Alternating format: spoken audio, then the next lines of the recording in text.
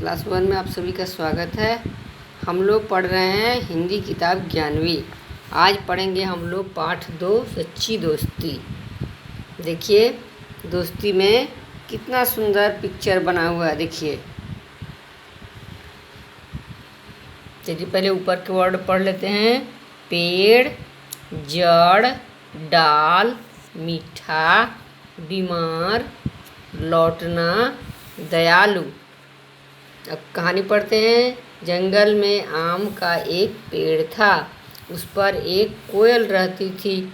पेड़ की जड़ में एक बिल था। उसमें एक अजगर रहता था। कोयल दयालु थी। वह मीठे मीठे आम नीचे डाल देती। अजगर आम खा लेता। उसे बड़ा मज़ा आता। एक मैना कोयल की सहेली थी। एक दिन वह बीमार पड़ गई। अब बच्चों बताओ, आम का पेड़ कहाँ था? जंगल में था। जंगल में किसका पेड़ था? आम का। उस पर कौन रहती थी? कोयल। और उस पेड़ की जड़ में क्या था? एक बिल था। और बिल में कौन रहता था? एक अजगर, यानी बहुत बड़ा सांप रहता था। देखिए सांप है, नीचे में पेड़ की जड़ में से, बिल में से निकला हुआ है। और कोयल क्या करती थी? अजगर को मीठे मीठे आम नीचे गिरा देती थी और वह खा लेता था। उसे अच्छा लगता था, है ना। और कोयल की एक सहेली थी मैना। एक दिन वह बीमार पड़ गई।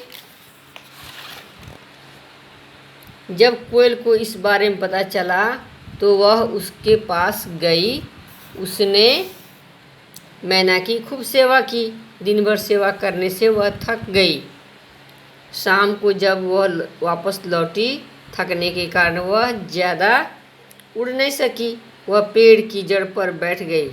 दिन भर आम न मिलने से अजगर को तेज भूख लगी थी। वह छिपकर बैठा था। वह कोयल पर झपटा।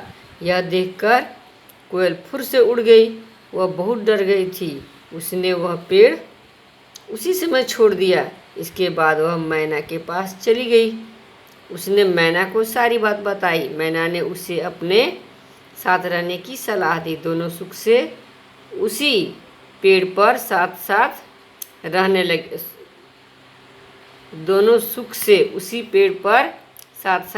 लगी। देखिए बच्चों, उसको दोस्त बना ली थी सांप को, अजगर को, और वह उसे आम देती थी। एक दिन जब उसे आम नहीं दी तो वह उसी को खाने के लिए दौड़ा। ये तो अच्छा दोस्त नहीं था ना, ये तो धोखेबाज था, खतरनाक दोस्त था। तो क्या शिक्षा मिलती है कि हमें खतरनाक से सावधान रहना चाहिए, दोस्ती नहीं करनी चाहिए, उससे दूर ही रहना चाहिए। देखिए इस कहानी से हमें दुष्टों से सचेत यानी सावधान रहने की सीख मिलती है। इसलिए दुष्ट व्यक्ति की संगत यानी साथ तुरंत छोड़ देनी चाहिए। क्या कहा गया? कि दुष्ट से सावधान रहना चाहिए और उसका साथ हमें छोड़ देना चाहिए।